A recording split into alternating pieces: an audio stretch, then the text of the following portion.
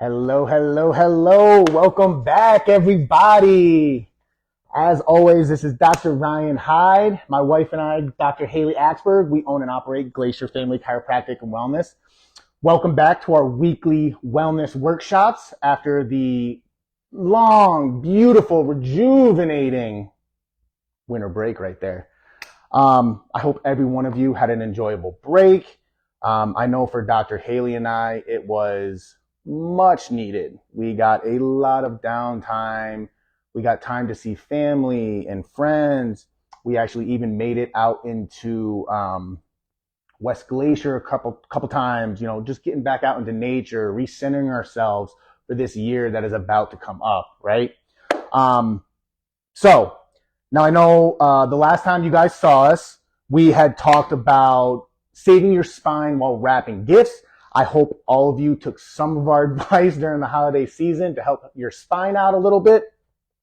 But today is a topic that I have been really, really jazzed up about as of late. New year, resolutions, new beginnings, new possibilities. There's a lot of places we can go at the beginning of a new year, right? And that's exactly where we're going to start today. The topic of our class is a new year, better me, right? So I want to start with two pretty big questions here, okay? First question is, what does a better you look like? All right, and I'm going to repeat that. What does a better you look like, right? Because how can we be a better me, better Dr. Ryan, if I don't know what that even looks like, right? So we first have to start off with that. What does a better you look like? All right. And this is not an easy question to answer, folks. All right. This takes time. It takes journaling. It takes really connecting with yourself. And sometimes that is scary. It is not an easy thing to do, by no means, which is why not everybody does it. All right.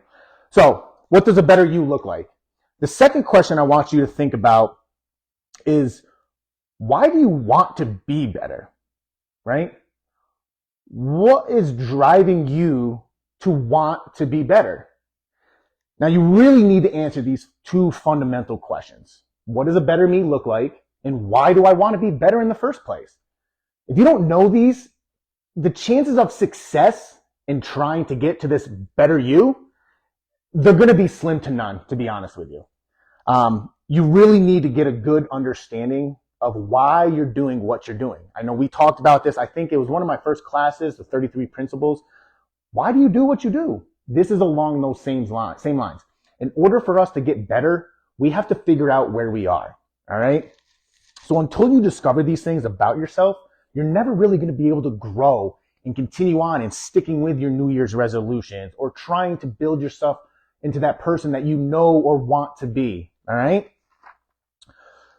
So it's such a big topic. Where do we even start with all of this, right? We start with those basic questions. Now, to be true to yourself, no one is going to see this. This is why staying true to yourself when you're answering these questions is so important. Be honest. No one else is going to see this. It's just you, okay? It is just you that is going to see this information. So be totally vulnerable and honest with yourself. That's the only way we're going to grow, right? So you have to write it down, though. You got to write it down. It solidifies it. It puts pen to paper. Those words are in the universe now. They're not just in your head, all right? Now, something that Dr. Haley and I thoroughly enjoy doing New Year's Eve. We're not into going out and staying up late, partying and stuff like that. Those days are behind us. We want to focus on what's going to grow us, what's going to make us better, what's going to set us up for the future that we want, right? So what we do is every New Year's Eve, we answer some questions with each other. Reflection on the past year, and then we talk about the year coming, expectations we have, things we want to do, things we want to see, all right? So, and I'm going to put all these questions down. That way you guys don't have to remember them. I will attach them here. But these are some very, very good questions to ask yourselves, ask your partner, do this with somebody, right? So in the year reflection, I'm going to list these. It's just 5 questions, okay? So the yearly reflection, first question, what was the overall theme or mood for the past year? So thinking about your past year, what was your overall mood or theme, you know? So think about that one. Number 2, what did I learn about myself and the type of person that I am? Again, folks, these aren't going to be easy questions, okay? They're not meant to be easy questions. We only grow when we get uncomfortable, right? No one grows by doing the same thing day in, day out, never trying to get better. You're never going to grow. So what did I learn about myself and the type of person that I am? And really reflect on these things. Get deep with yourself. Number 3, what did I discover about my capabilities? Now, a lot of times when people start doing this, they instantly go to the bad. They go to the negative. And we're going to talk a little bit about this in a little bit here, but think about the entire year. I know, I'm sure a lot of bad things happened, but I'll bet you if you really think about it, a lot more good happened. So what did I discover about my capabilities? Maybe your whole year was really bad, but you came out very strong. You're stronger than ever now. So what did you learn about your capabilities? Number 4, what thoughts or ideas were your driving force? So for this past year, what kept you going? What was that driving factor for you? And then number 5, in what ways did I feel most vulnerable and pushed out of my comfort zone? And folks, that's the big one right there. What makes you vulnerable and pushes you out of your comfort zone is how you become better. All right? It doesn't all just happen at once. It takes being vulnerable. It takes making mistakes. It takes being uncomfortable in order to grow. All right? So now those 5 questions were for the year reflection. Now, the next 5 set of questions here is going to be looking into the upcoming year, okay? So the 5 questions for the upcoming year. Number 1, describe the person I want to be this year. And again, folks, don't hold back. You need, in order for this to work, in order for you to become better, in order for you to grow, you have to be upfront and honest with yourself. For the good or bad, you know, you have to be real with yourself.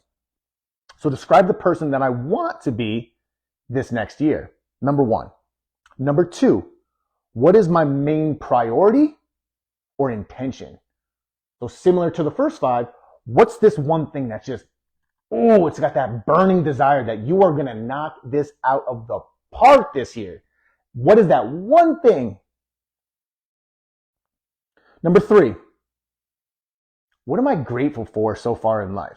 And now, folks, this is where you just let it go. Because it's, if you noticed, in life, not this past year, I want you to think of all the things you're grateful for.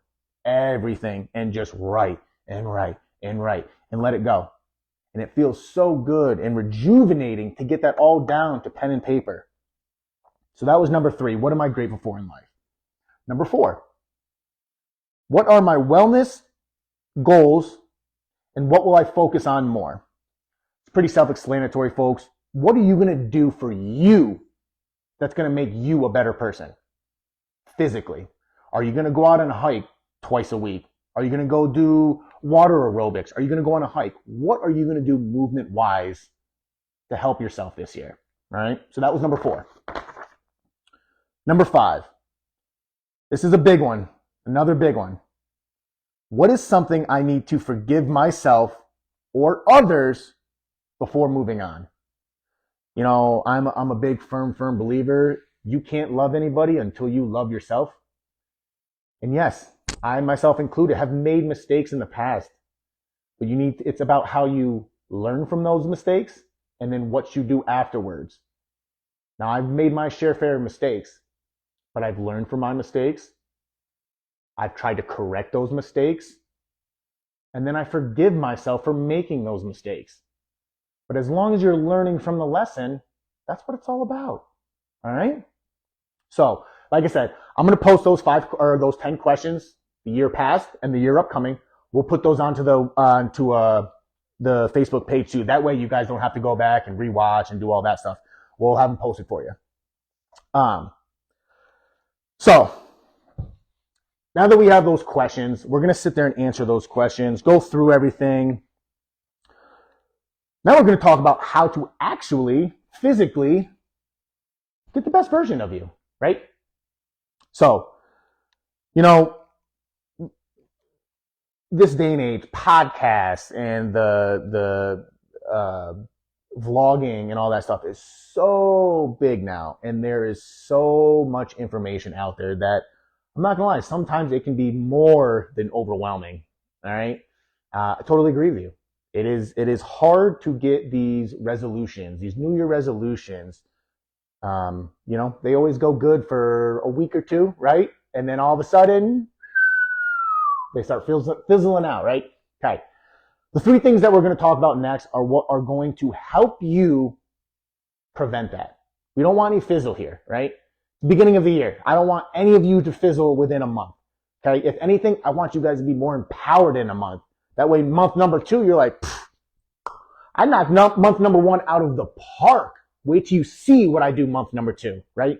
We want to empower everybody. Going through all these vlogs and podcasts and mentors and motivational speakers, there's always one thing that stands out to me.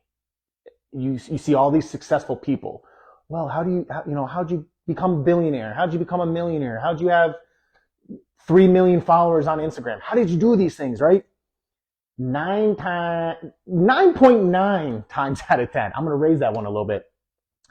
All these very hyper successive people, morning routine. I know. It is not easy.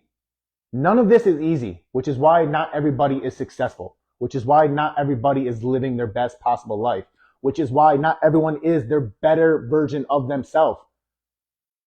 We're not willing to put in the hard time, the hard work, the effort, and it starts with the morning routine, okay?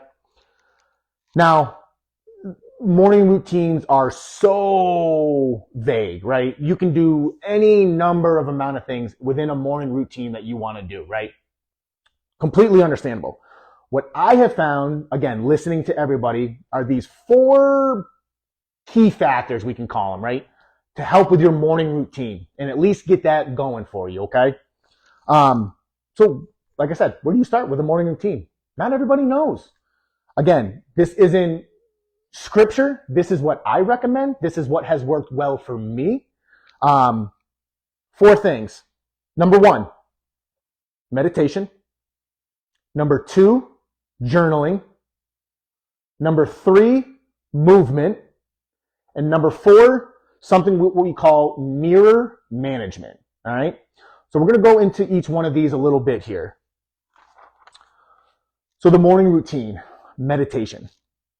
Meditation is such a unique and great way to get your morning going right. There's a lot of breath work involved. There's a lot of calming tones. There is centering yourself with you, becoming one with yourself. All right. Now, are you going to jump in? You know what, Dr. Ryan, you're right. Wednesday morning, January 3rd, I'm meditating. I'm going to meditate for 30 minutes right in the morning when I wake up. Hey, good on you. Might be a little tough. Meditation, just like any other thing, requires practice. It is not easy. It is not the easiest thing in the world to block everything else out and concentrate on the now. Your breath. Calming natures. It's not easy to do that, right?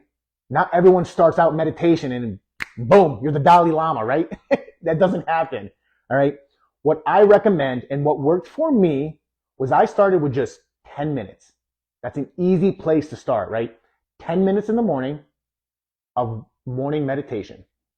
And again, I was having some difficulties dealing with I can't turn, part of my brain off. I just want to focus and just be in the moment.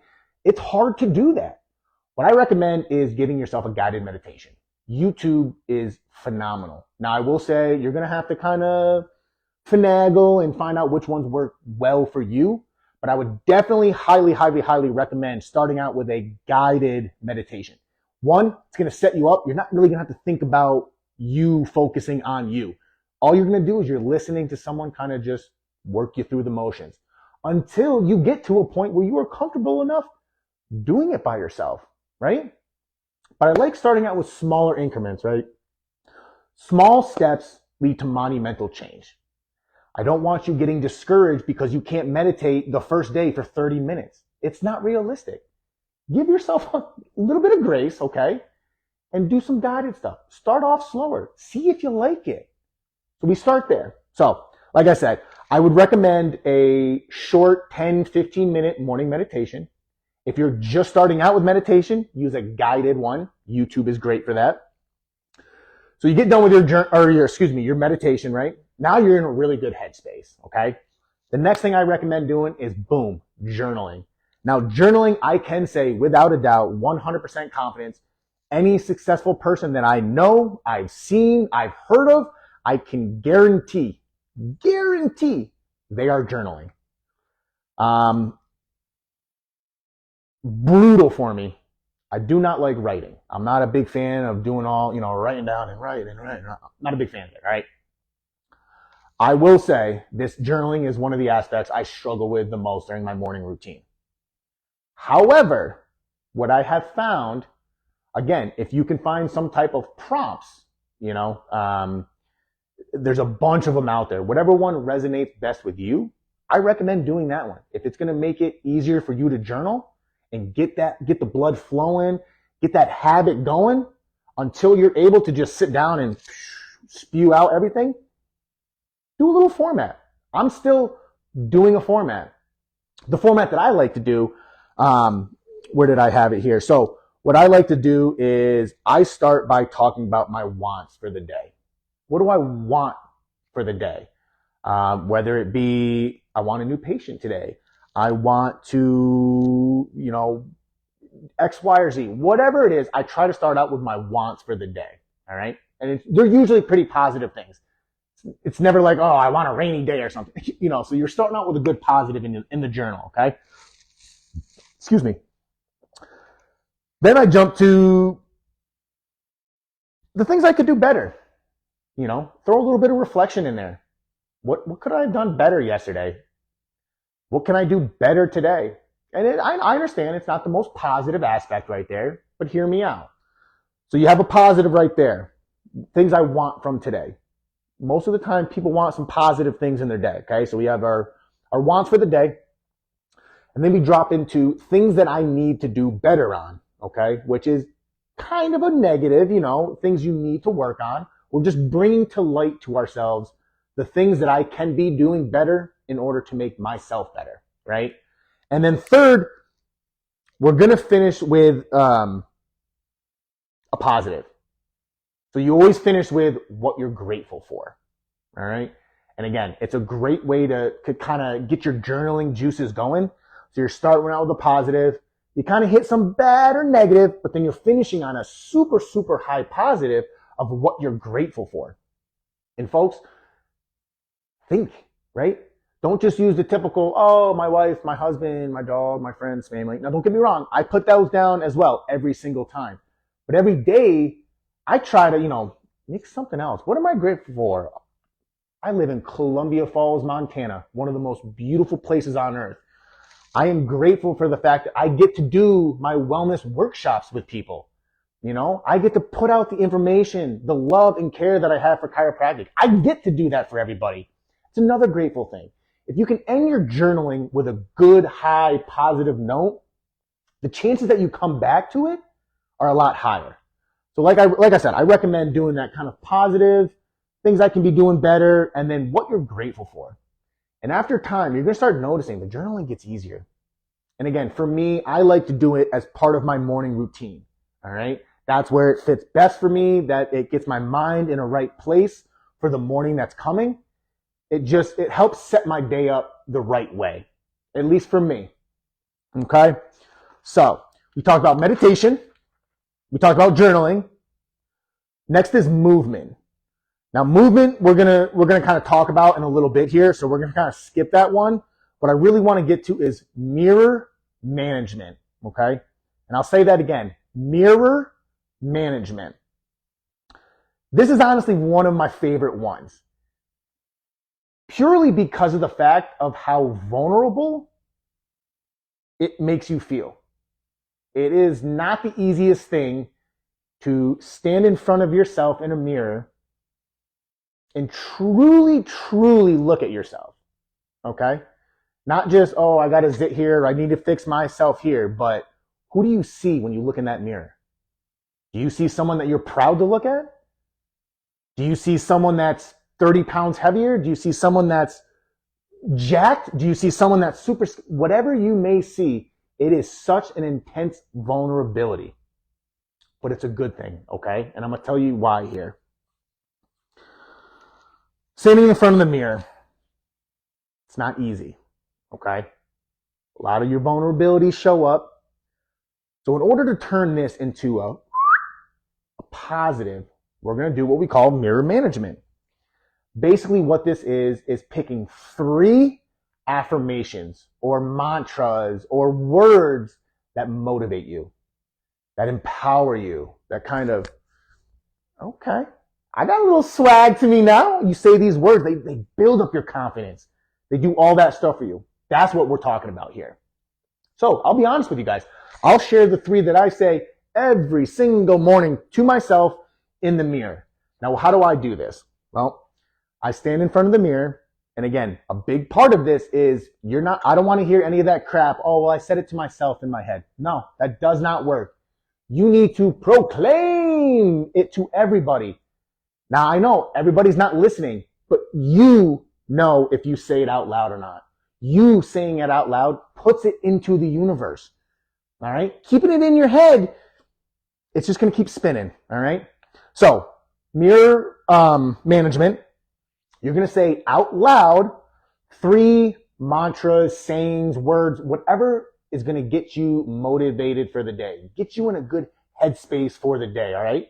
So, all transparency, right? If I'm telling and asking ones to do this, well, then I should be doing it myself. You know, you got to practice what you preach. So I will, by all means, I'm going to share my 3 affirmations that I say every single morning to myself in the mirror. Now, I say them 3 times. So how it kind of looks is, you can pretend the camera's the mirror right here. I look in the mirror and I start off with, I am a chiropractor. And then I give it a couple seconds. And then I say it again. I am a chiropractor. Okay. One more time. I am a chiropractor. Now you can probably even hear it right there. I said the same 4 words 3 times. Each time sounded different. I could hear it myself. Right? My second one. Intentional intensity. Intentional intensity. Intentional intensity. Okay? And then the last one.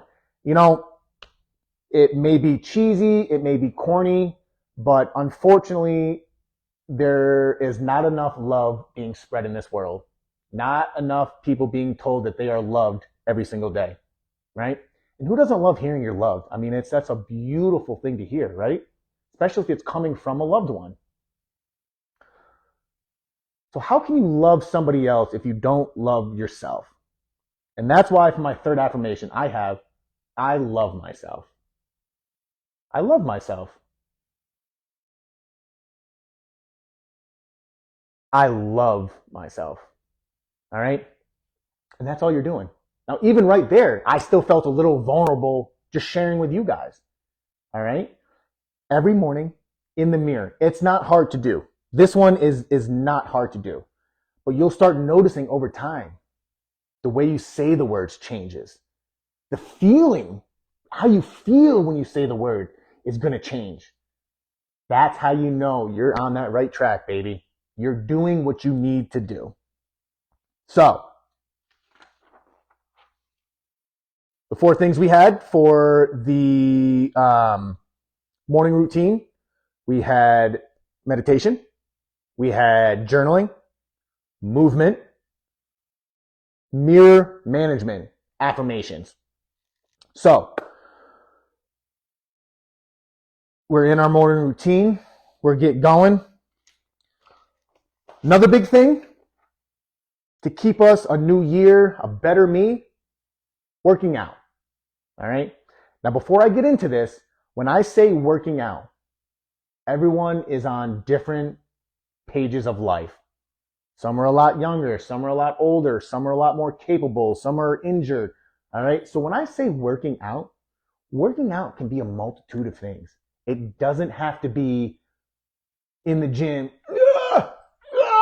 squatting out, doing heavy lifts. That's not what it is. Especially, like I just said, we live in we live in Montana, one of the most beautiful places in the country. When I say working out, I mean movement, walking, jogging, swimming, stretches, yoga, hiking, snowshoeing. I know a lot of us out here are ski and snowboard. All of this is good exercise. Exercise is what keeps the body going. I always say, if you're in the office, you hear me say it all the time. Movement is the key to life. The more we move, the healthier we're going to be, right? So, working out, it is just a given. And that's usually where we notice most people start their New Year's resolutions. I'm going to lose 60 pounds, or I'm going to gain muscle and I'm going to look like The Rock. Okay, awesome. And I want you to keep those resolutions. I'm just here to help you a little bit to get you to where you want to be. Earlier I said small steps lead to monumental change. I am a firm believer in that aspect. So what I tell almost all my patients that are new to exercising or working out, or they just want to be moving more, I always recommend less is more at first. I'm a big believer in, if I were to give any of you a very structured and regimented 7-day workout program and said, I want you to do this for 1 month, and I gave it to 10 people, I have a good feeling that probably maybe only 1 or 2 are actually going to do it. And that honestly is probably on the higher end. Then what happens? Oh, I didn't do it. I'm frustrated now. I'm just not going to do it. And now it's February 2nd and your resolution's already out the window, right? So again, small changes to help lead to those monumental changes that you want to see, okay? So what do I recommend to all my patients? I recommend slow starts, right? If you've had worked out in the past, but you don't anymore, start off 3 times a week. Half hour, 45 minutes. Ease into it a little bit. Build your confidence up, right? That's the other thing. Going to gyms this day and age, they're not easy. You're intimidated. People don't know what you're doing. You're getting looked at. You're being judged, right? Don't need it. Start off small and work your way up, right? That way, the first 2 weeks, you've hit all 6 exercises and you're like, yeah, wasn't as bad as I thought it was. That's like awesome. What do you think about adding 1 more day in? Doc, that's nothing. I got that. You see the difference now? Now we have a person who's empowered because they just did a month of 3 days a week doing exercises.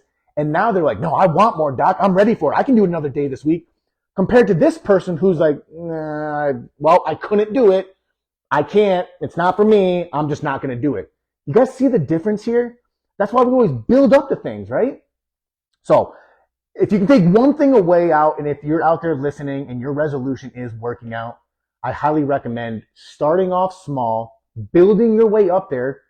Find the joy in why you're doing it. Don't just, I have to go to the gym. It should be, I want to go to the gym. Oh, I'm excited to go lift or do X, Y, and Z. I'm excited to go do, aerobic swimming. Be excited for it. And I know if you've been with us for some of the workshops, you've heard me say, trust the process, okay? You trust the process, things are going to work out for you, all right? But again, we're going to start small so we can get to those monumental changes. All right. Now, the last one right here that we're going to talk about is mental positivity. It is one of the hardest things. It is not easy, and I'm going to be frank and honest with you right now. You're going to fail at times. Being honest with you, I myself, Dr. Haley, we practice it. We tried saying, positive, positive, positive, positive. You're going to have a bad day. I can promise you, it's going to happen. Mental positivity is about how you handle the negativity rather than just constantly being positive, right? Positive thinking isn't about being happy and positive and that go-getter 100% of the time, 24/7, 365. It's not. I'll be honest with you, it's not. And that's not realistic for everyone. That's not realistic for anybody. Always to be on, always happy. Mental positivity is about taking on those challenges that negativity brings. Figuring out, why was this a negative situation in the first place? Maybe it was something that you did. Not every negative situation is bad for everybody. I like to think in these newer years, a lot of self-reflection. So if you're in a scenario, right, and you're trying to be better about positive thinking and someone says something to you that bothers you, that, blood pressure spikes a little bit, you're ready to get going. Maybe they weren't trying to be negative. Maybe you perceived the information negatively because of your own limitations. Mental positivity isn't about just never being negative. It's about embracing the negativity, trying to understand it, and then saying, I don't need you anymore. That's how you learn, folks. Bad things happen. How do you learn from that? Right? And that's where the mental positivity comes in. And again, it's one of the hardest things to do. Someone cuts you off driving in. Let it go. Stay calm. It didn't affect you. You're still going to go to work and still have a good day. That guy cutting you off did nothing to you. Right? So with that negativity, try to understand it. See where it's coming from. Is it something that you're battling and that's why you respond so negative to it? Is that something subconsciously you think you've been dealing with? Maybe, you get upset at one of your friends because they're like, oh, I've been doing so good at the gym lately. I've lost 15 pounds. And you're like, oh, good for you. And then you're leaving. You're like, man, how did they lose 15 pounds? How could they? And it's like, okay, are you mad at your friend for losing 15 pounds? Or are you mad at yourself because you haven't done that? Right? A lot of times this day and age, we need to look into ourselves and see, what are we doing wrong or differently that's making me perceive it this way? All right. It's so much easier to blame society or blame the situation for the negative interaction than to look inside yourself. Again, it's the new year. We're all trying to be better people. You need to look within in order to do so. And I want to leave you guys with this. It's not about being perfect. All right? No one ever is going to be perfect. So get that out of here right now, right? It's not about being perfect. It's about being the perfect version of you. And that is a happy, healthy individual. That's what that is. That mental positivity. It's not about being perfect. No one's ever going to be perfect. It's about being the perfect version of you and always trying to work and grow on yourself. Again, you're never going to be perfect. But if you're always striving to be better, striving to understand more, striving to love more, I can almost guarantee you're going to be pretty darn close to perfect. All right. And you're going to be happy. You're going to be healthy. The ones around you are going to be uplifted by you. They're going to be happier and healthier because of the small changes you took today to go find out what's a better version of you.